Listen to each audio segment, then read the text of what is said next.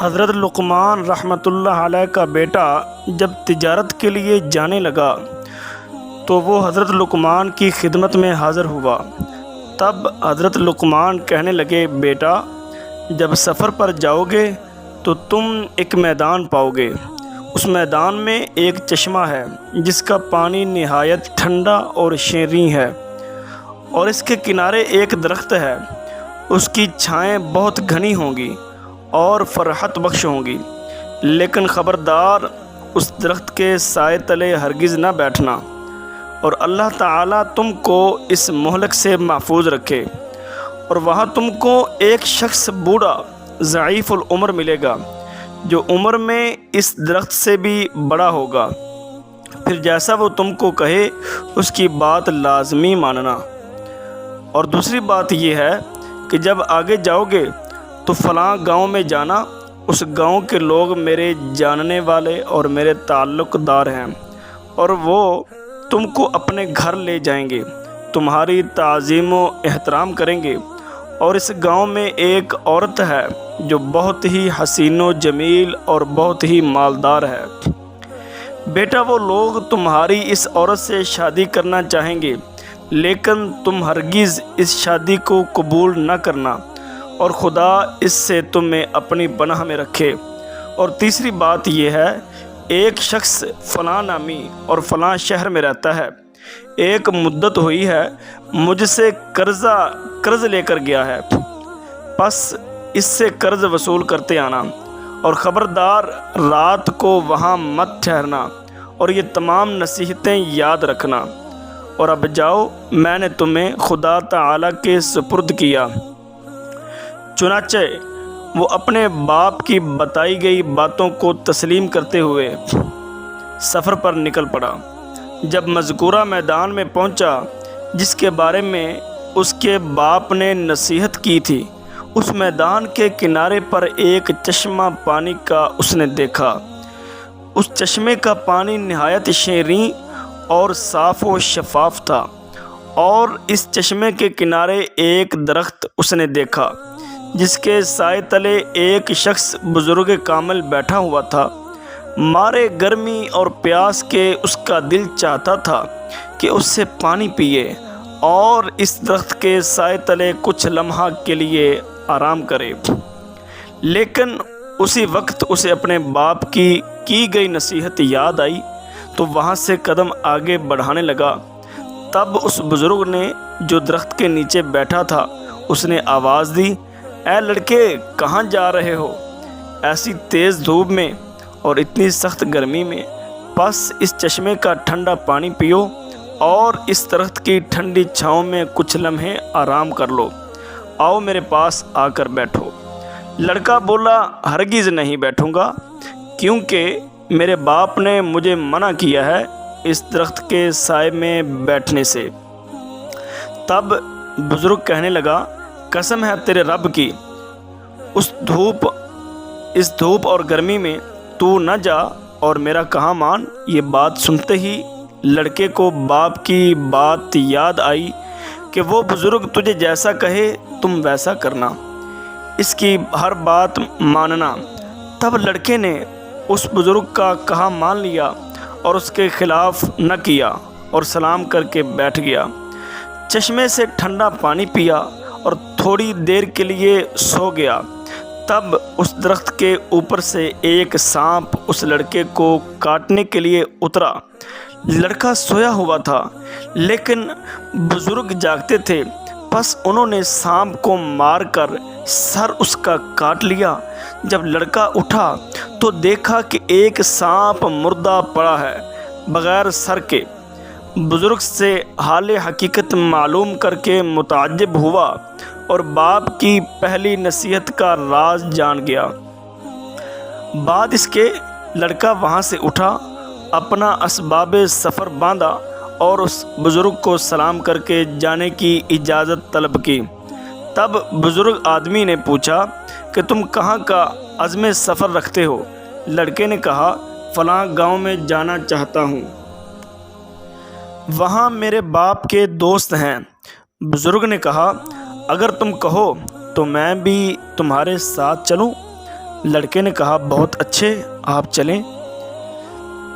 تب دونوں اس گاؤں میں جہاں کا ارادہ تھا پہنچے تو وہاں کے لوگوں نے ان سے پوچھا کہ تم کون ہو اور کہاں سے آئے ہو؟ تب لڑکے نے کہا میں لقمان حکیم کا بیٹا ہوں اور یہاں تجارت کی غرض سے آیا ہوں۔ تب لوگ انہیں نہایت تعظیم و احترام کے ساتھ گھر لے گئے اور انہیں کھانا کھلایا اور ہر روز مہمانداری کرنے لگے۔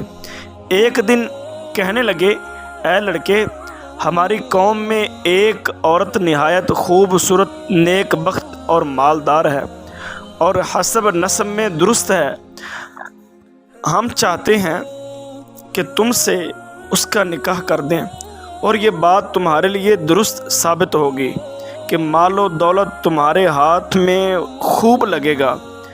تب لڑکے نے کہا میرے باپ نے اس شادی سے منع کیا ہے، میں سفر میں کسی امر کا پابند نہ بنوں ورنہ نقصان اور تکلیف اٹھاؤں گا۔ تب اس بزرگ نے جو ساتھ تھے کہنے لگے کہ بیٹا، جب یہاں کے سبھی رئیس لوگ آرزو مند ہیں اور اس عورت کی گواہی دیتے ہیں اور کہتے ہیں کہ وہ حسین بھی ہے اور مالدار بھی ہے، تو بیٹا شادی کرنے میں کوئی مذائقہ نہیں اور کوئی فکر تو نہ کر۔ تب لڑکے کو باپ کی نصیحت یاد آئی کہ وہ بزرگ جو بھی کہیں اس پر عمل کرنا۔ تب پسر لقمان نے اپنے مصاحب یار کے کہنے پر اس مالدار عورت سے نکاح کر لیا۔ تب ایک شخص اس قوم سے حکیم لقمان کے بیٹے کے پاس آیا اور آ کر کہنے لگا کہ میں حضرت لقمان کی بہت عزت احترام کرتا ہوں اور اس وجہ سے میں تمہارا بھی خیر خواہ ہوں۔ تم نے ناحق اس عورت سے نکاح کیا ہے، وہ عورت بہت بری ہے اور قبل تم سے اپنے 9 شوہروں کو اپنی خلوت گاہ میں مار چکی ہے، پس اب تم کو بھی مار ڈالے گی۔ سو اگر تم بھلا چاہتے ہو تو کسی ہیلے بہانے سے یہاں سے نکل جاؤ۔ تب لڑکا اس شخص کی باتیں سن کر بہت ڈر گیا اور پچھتانے لگا اور بہت مغموم ہو گیا۔ چنانچہ جب لڑکے کے مصاحبے نے اسے رنجیدہ ہوتے دیکھا تو پوچھا کہ تم کو کس بات کا اندیشہ ہے؟ کیا سبب ہے جو میں تمہیں پریشان دیکھ رہا ہوں؟ تب لڑکے نے کہا میں نے سنا ہے کہ میری بیوی جس سے میں نے یہاں نکاح کیا ہے، مجھ سے قبل 9 شوہروں کو پہلی خلوت شب زفاف کی رات کو مار ڈالا ہے۔ ڈرتا ہوں کہ شاید مجھے بھی نہ مار ڈالے، اور شاید اسی بات کی وجہ سے میرے باپ نے مجھے اس سے نکاح کرنے سے منع کیا تھا۔ تب اس بزرگ نے کہا کچھ اندیشہ نہ کرو، فکر کرنے کی ضرورت نہیں اور اس بات کو کسی خاطر میں مت لاؤ۔ میں تمہیں ایک حکمت بتلا دیتا ہوں، تم اس کو اختیار کر لو۔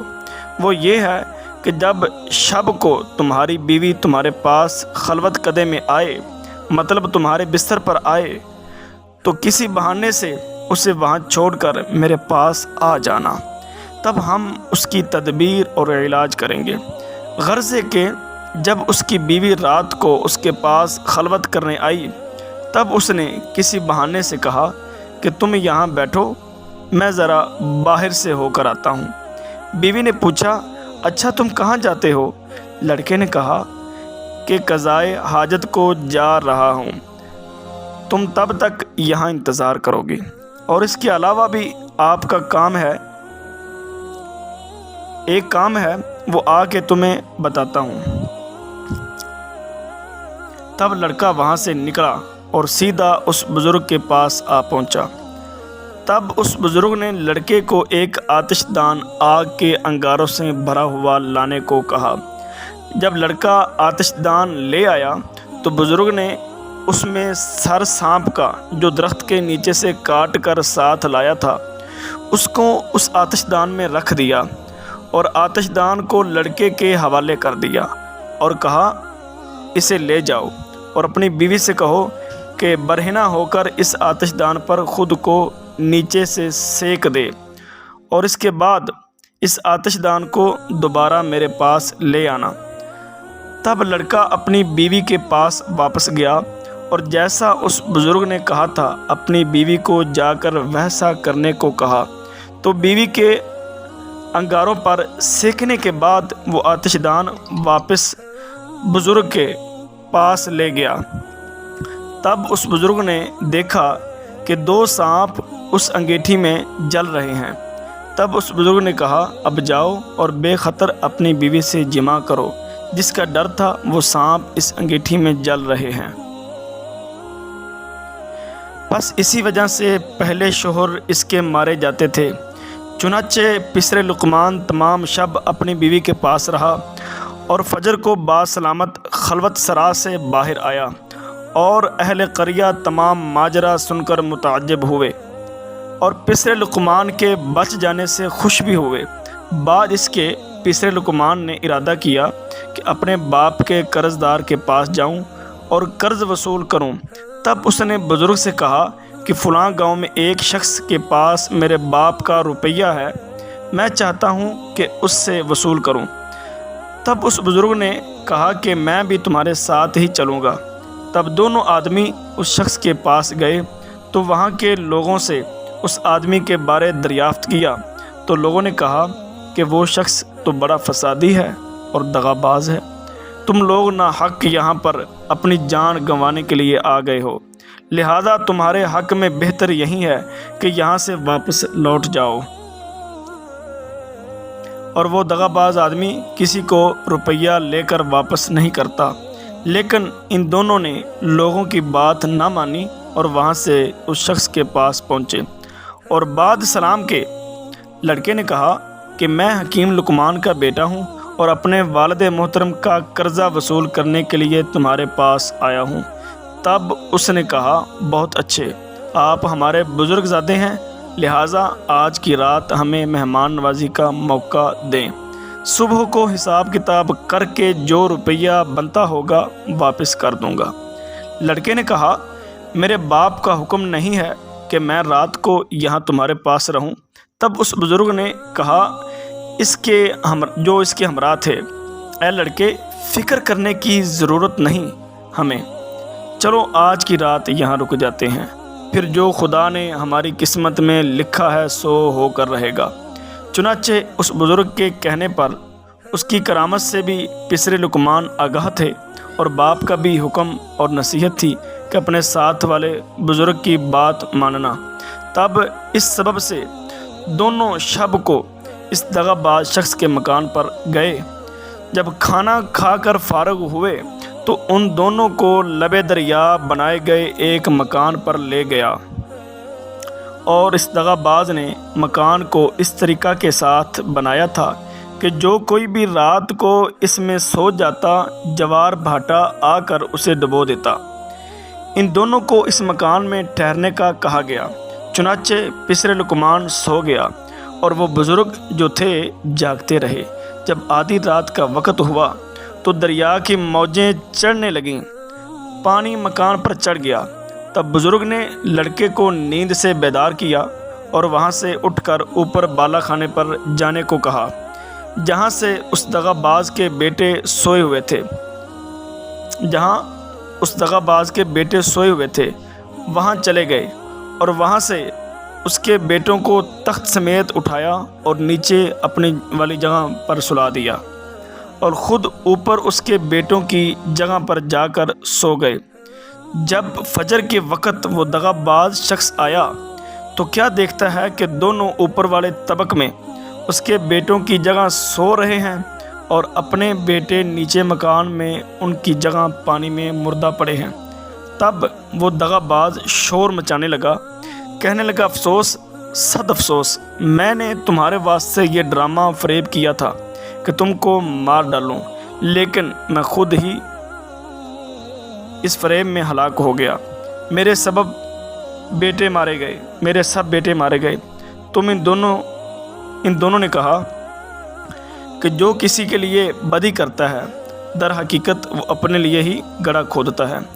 الغرض لقمان کے بیٹے نے اس دغاباز شخص سے اپنے باپ کا روپیہ وصول کیا اور اپنی بیوی کو جس سے اس نے شادی کی تھی اس کو اپنے ساتھ لیا اور اس بزرگ کے ہمراہ اپنے وطن واپسی کا رخت سفر باندھا۔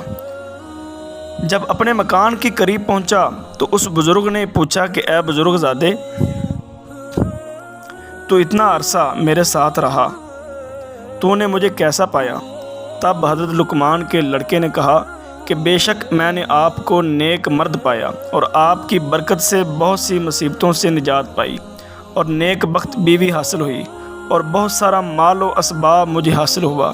تب اس بزرگ نے کہا کہ مال میں سے مجھے بھی آدھا حصہ دو۔ تو لڑکے نے کہا کہ آپ اپنی مرضی سے لے لو جتنا حصہ آپ چاہتے ہیں۔ بزرگ نے ایک طرف بیوی کے ساتھ تھوڑا سا مال رکھا، دوسری طرف زیادہ حصہ مال و اسباب کا رکھا اور لڑکے سے کہا ان میں سے جو تم چاہو رکھ لو اور دوسرا حصہ میرے لیے چھوڑ دو۔ اس وقت لڑکے نے اپنی بیوی اور اس کے ساتھ والا تھوڑا سا حصہ مال و اسباب کا چنا اور کہا کہ میرے لیے یہ کافی ہے۔ چنانچہ دونوں فریق اپنا اپنا حصہ لے کر چل دیے۔ تھوڑی دور گئے تو بزرگ نے اس لڑکے کو آواز دے کر روکا اور اس سے پوچھا کہ اے لقمان کے بیٹے، تو کس وجہ سے مجھے زیادہ حصہ مال کا دے کر جا رہا ہے؟ کہیں اس وجہ سے تو نہیں دے کر جا رہا کہ تو نے جو کرامتیں مجھ سے دیکھی ہیں، ان کرامتوں کی وجہ سے مجھ سے خوف زدہ ہو کر زیادہ مال دے کر جا رہے ہو؟ لڑکے نے کہا ایسا بالکل نہیں، بلکہ یہ تو اس وجہ سے ہے کہ میں نے آپ کی برکت سے جو نفع اٹھایا اور مصیبتوں اور مشکلوں سے رہائی پائی، بس اس وجہ سے خوش ہو کر آپ کو یہ سب اپنی خوشی اور مرضی سے دے کر جا رہا ہوں۔ اس وقت بزرگ نے کہا اے لڑکے، تمہاری نیک نیتی اور اعلیٰ ظرفی اور اخلاق سے میں بہت خوش ہوں، اور یہ سب مال و اسباب بھی تم ہی لیتے جاؤ، بھلا ہمارا اس دنیاوی مال و اسباب سے کیا کام اور غرض ہے؟ لڑکے نے پوچھا کہ آپ کون ہیں اور کس وجہ سے میرے ساتھ آپ رہے؟ بزرگ نے کہا کہ میں اللہ تعالیٰ کا بھیجا ہوا ایک فرشتہ ہوں، اور تمہارے باپ کی دعا کی وجہ سے اللہ تعالیٰ نے مجھے تمہاری حفاظت و نگہبانی کے واسطے مقرر کیا تھا، اور تم کو تمہارے باپ کا روپیہ دلایا اور راہ بتلائی۔ ہمارا ذمہ تو لوگوں کے ساتھ بھلائی اور مہربانی کرنا ہی ہے۔ اللہ کے حکم سے پس اب تم سے رخصت ہوتا ہوں اور تم بھی اپنے گھر کو جاؤ۔ اس وقت لڑکا سب مال و اسباب اور بیوی کو لے کر گھر آیا اور تمام احوال راستے کا اپنے باپ سے بیان کیا۔ حضرت لقمان رحمۃ اللہ علیہ نے بھی اللہ تعالیٰ کا شکر ادا کیا۔